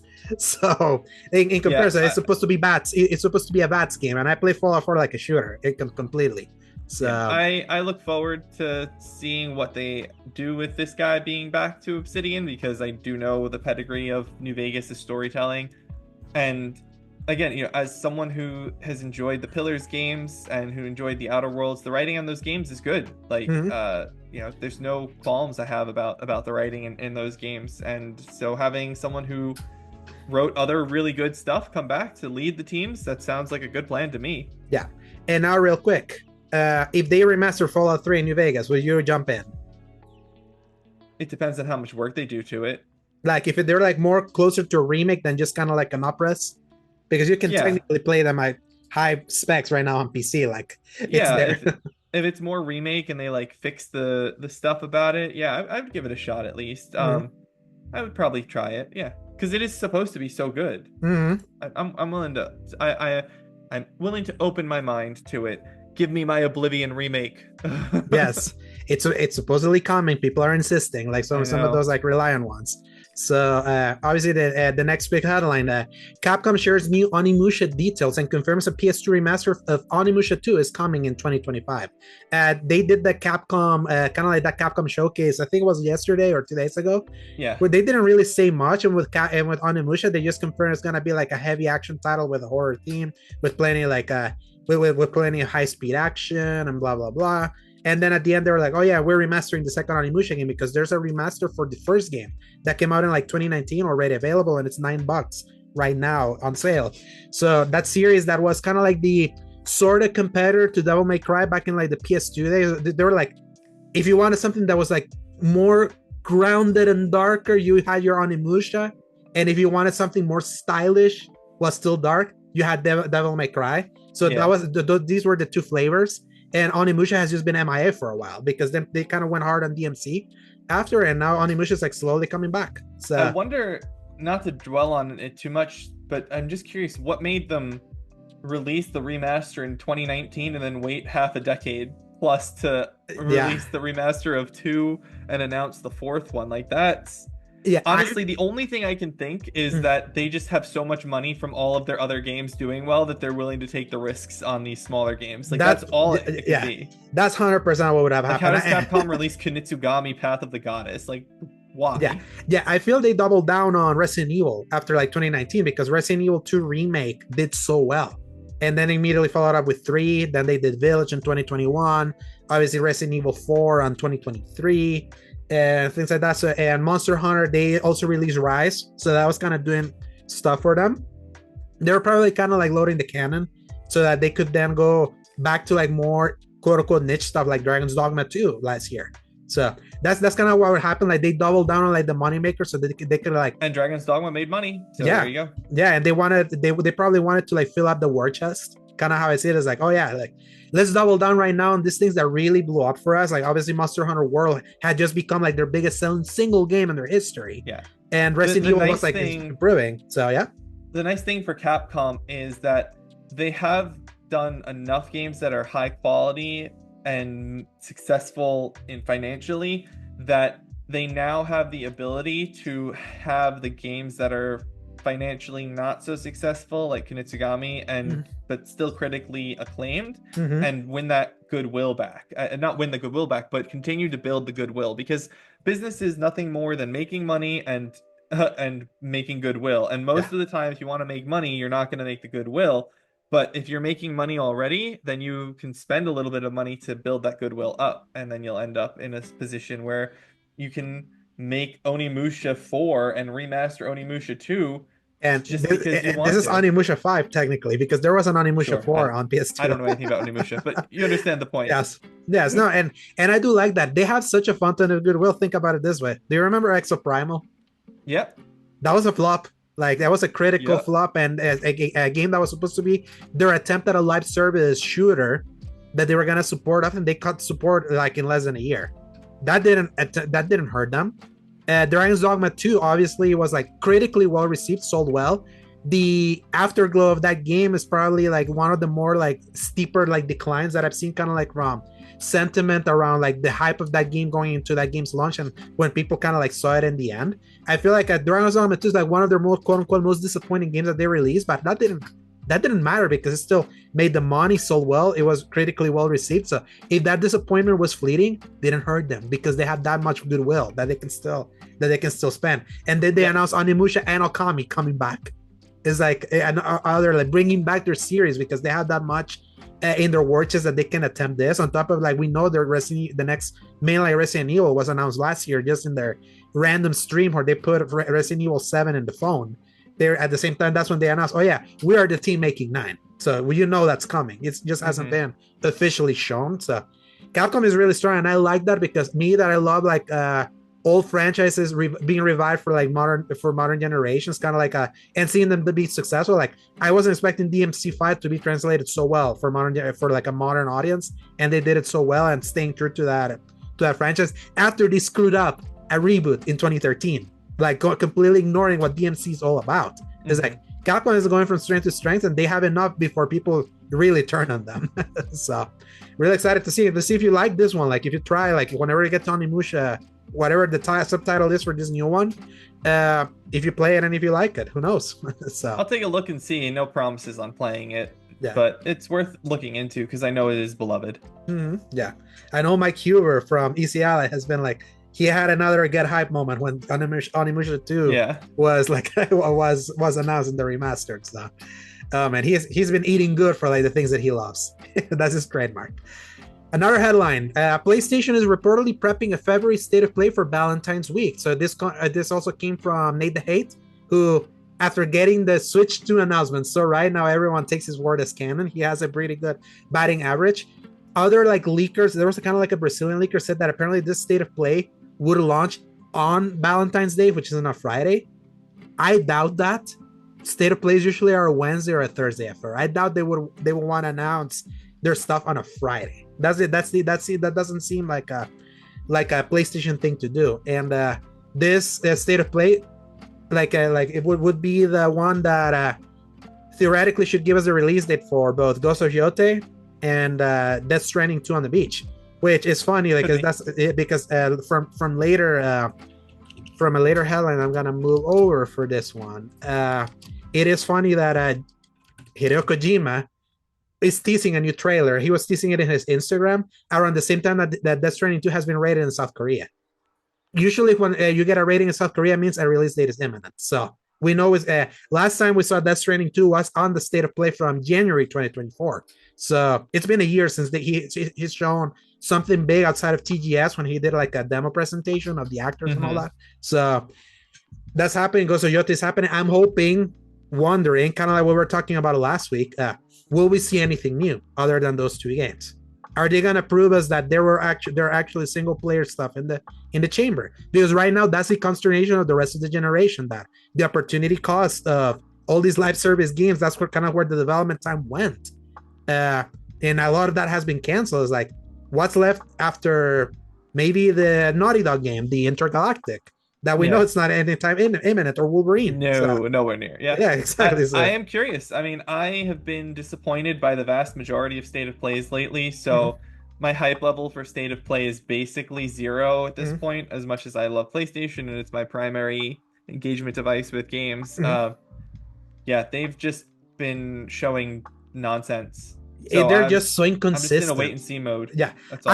I like the 2024 January state of play because I was already interested in a bunch of those games, and it solidified a bunch of release dates. So I was like, oh, you're going like in an upward trajectory, and I like the one that revealed the release date for Rebirth in 2023. That was like two good ones in a row. Then the May one was trash, the one that had Concord, and then the September one was up and down. Like it was inconsistent. It ended with the Ghost of Yote reveal, but that one was a little bit more flat for me because I'm not the biggest Ghost of Tsushima fan. So you never know with them. It's like, and with them never doing like, would we ever expect a showcase from them at this point? Like that's the thing that frustrates me about them. It's like No idea. that's not a guarantee from them. But Yeah. I just want them I, because I feel like right now out of the big three, out of the Xbox and Nintendo's on, with Nintendo we know we're gonna learn in April what they have loading in the chamber for Switch 2.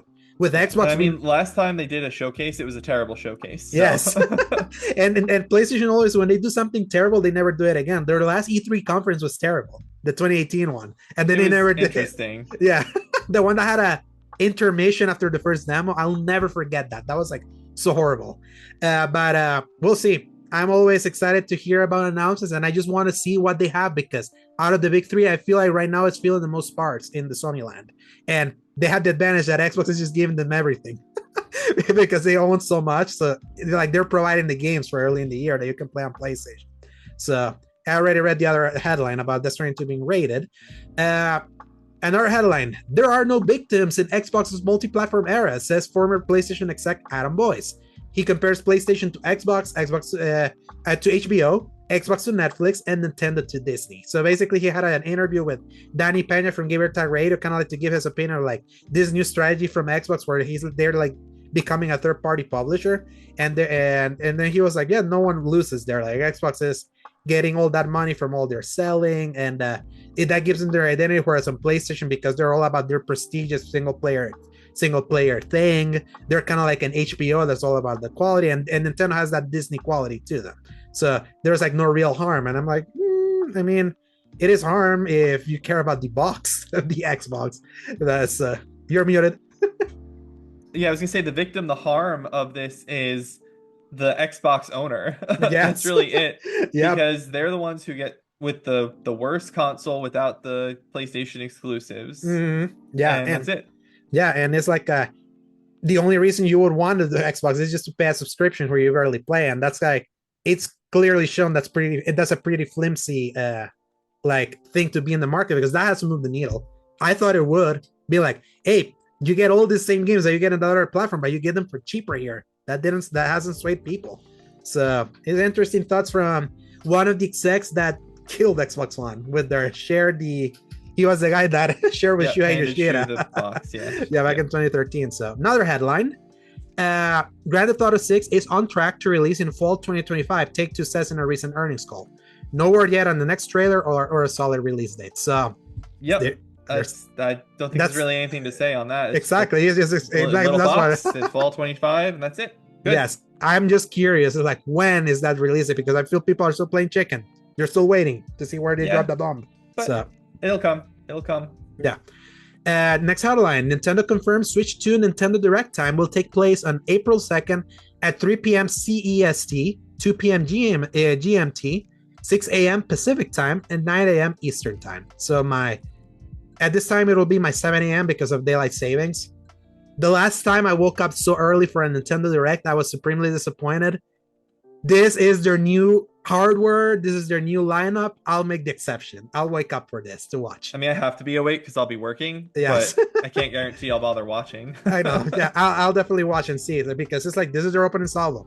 Usually I just wait till the Wario tweets it on Twitter and just follow the list. Yeah. It's pretty good for, when that happens. Nintendo stuff, not for like important things like I don't even know. There's nothing important anymore. They're all terrible. All the reveals are terrible nowadays.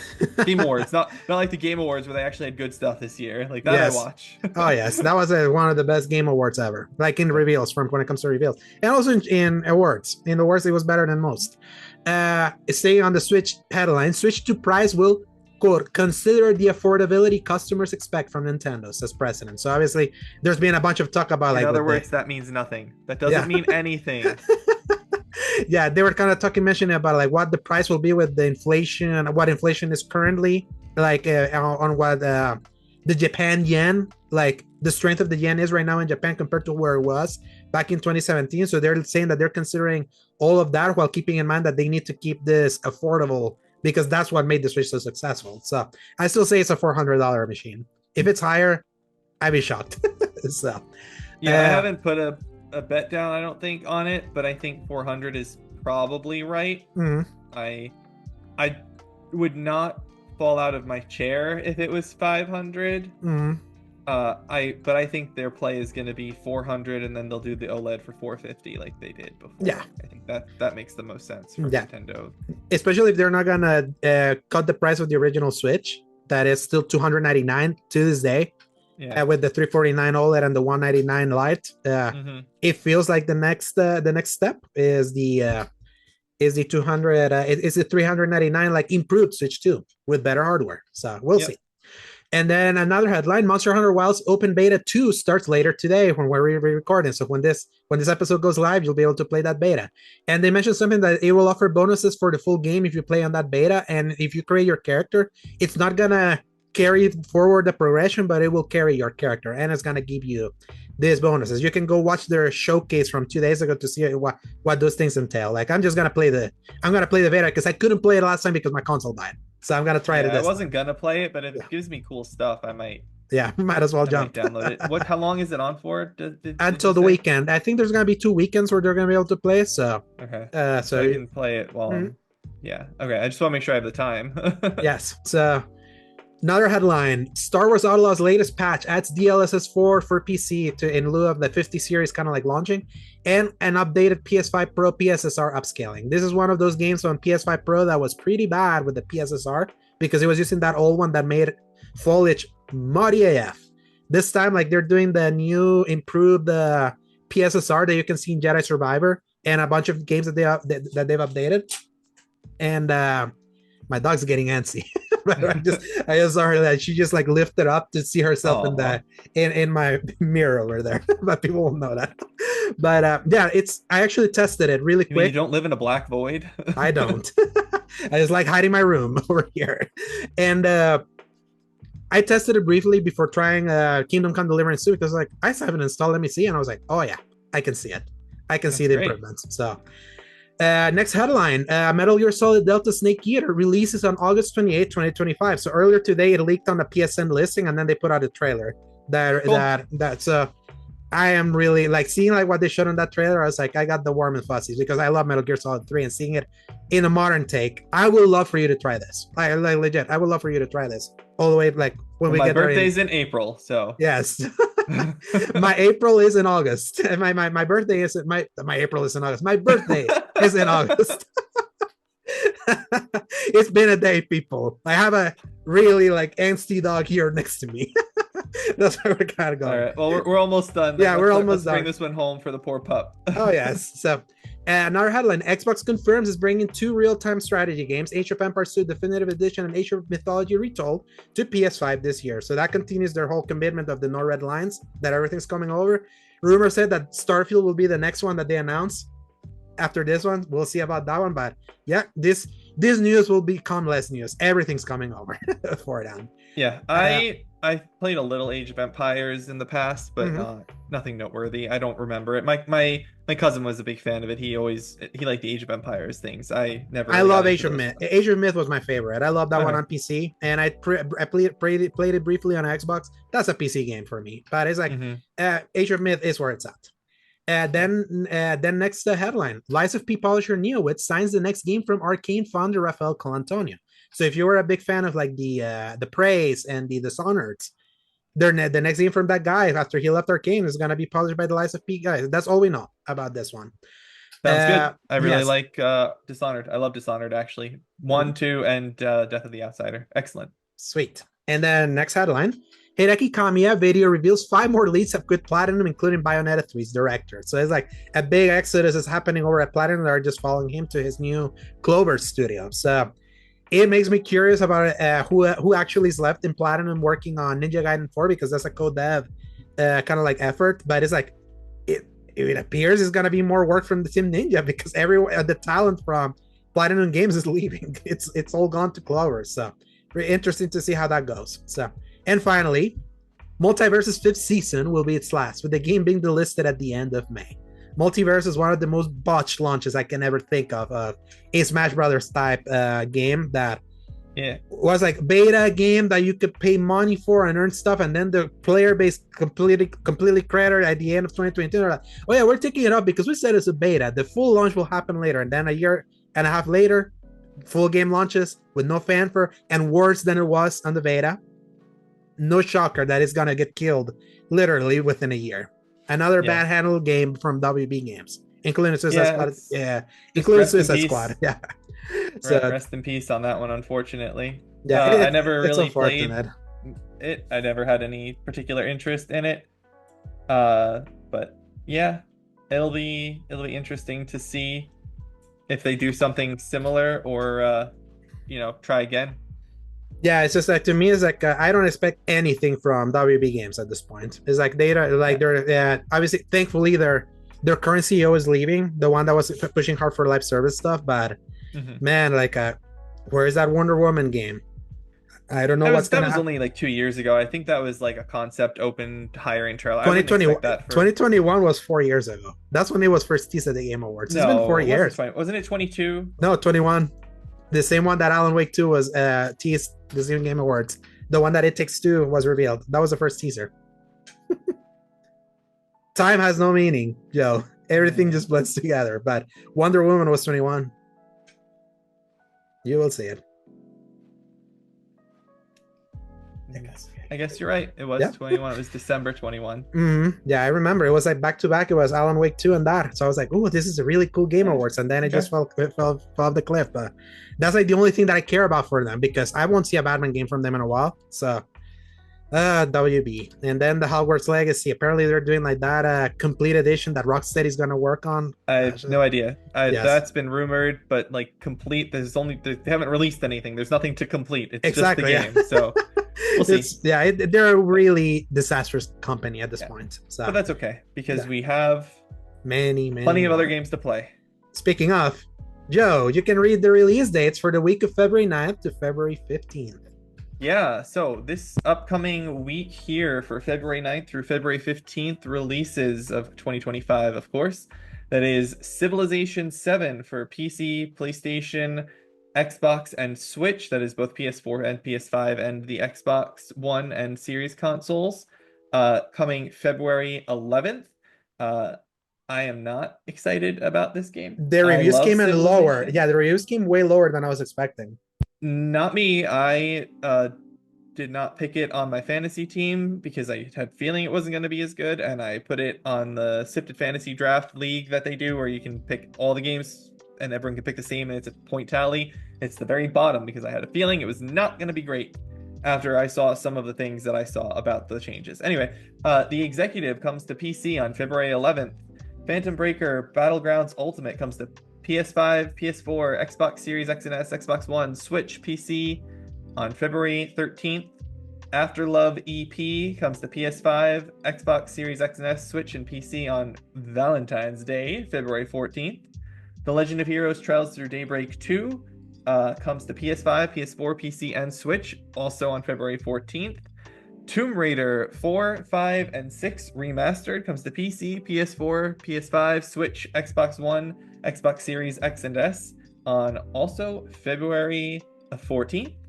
And then the Avowed 5-day early access, advanced access, whatever you want to call it, is available on The February. 13th? Sorry? Yeah, I think the 13th, because it launches on the 18th. It's 5 days. It's the 13th, yeah. So we're out of order on the date here, I guess. Yes. But you didn't write the date on I know, here to build it in. So yeah, it's a 5-day early access. Now, it's worth noting they very clearly say up to 5 days early access, which means that they're accounting for things breaking and you not having access and all things like that, because they know that's what happened with Suicide Squad, right? Like don't even remind me about that. Don't even remind me about that disaster. So, up to 5 days early access, everyone. Just be wary of that. So yeah, they're pretty much timing it for the review embargo. So by the time the review embargo lifts, you can play that if you spend the extra money. Yeah, so. I don't know what the time of the release is for the advanced access, early access thing here, but yeah, with the embargo at 9 a.m., it's probably like a 10 a.m. or 11 a.m.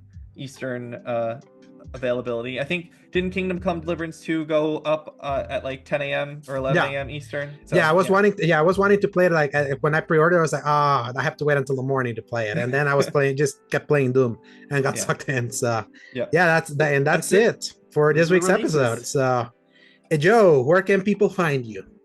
You can find me on Twitter at Joseph_Law_Rusa. You can find my writing at Season Gaming. Please check out the Dragon Age article that I wrote recently.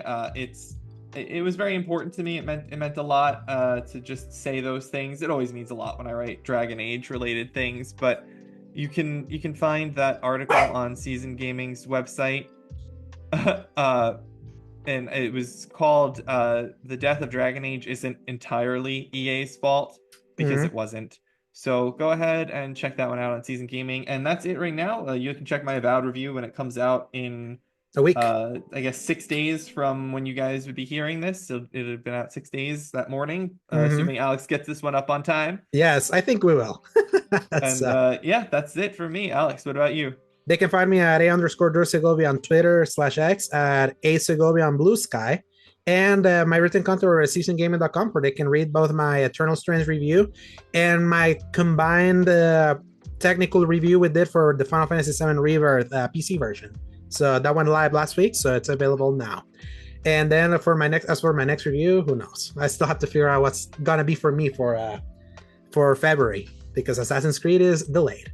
And with that, we reached the end of this week's episode of the X Bottom. My dog is literally desperate because she needs to probably go out to the garden. And we want to thank you so much for listening to this week's episode. If you like what you listen, give us a like, a subscribe, or leave us a review in your podcast service of your choice.